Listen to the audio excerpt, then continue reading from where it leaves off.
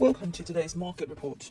On Friday, a global stock gauge was posted to register its largest weekly percentage gain in 4.5 months, while the 2-year US Treasury yields was set to experience its first quarterly decline in 9, following US inflation data that raised hopes the Federal Reserve may be nearing the end of its rate hiking cycle.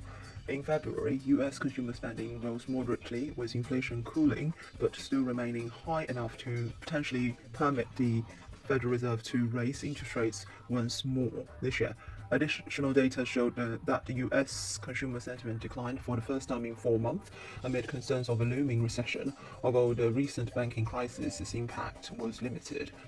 Expectations for a 25 basis point rate hike at the Fed's May meeting dropped to about 50%, with no hike viewed as equally probable.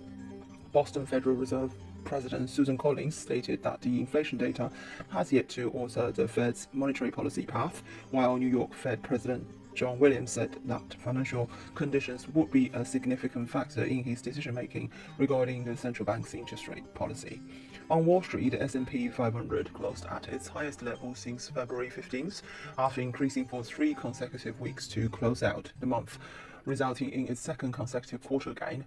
The Nasdaq, which has fallen for 4 consecutive quarters, increased by 16% in the first quarter. The Dow Jones rose 1.26% in the session, and the S&P gained 1.44%. The Nasdaq added 1.74%. European stocks were also higher, following news that Eurozone inflation declined by the most on record in March, although core price growth, which excludes food and energy, accelerated.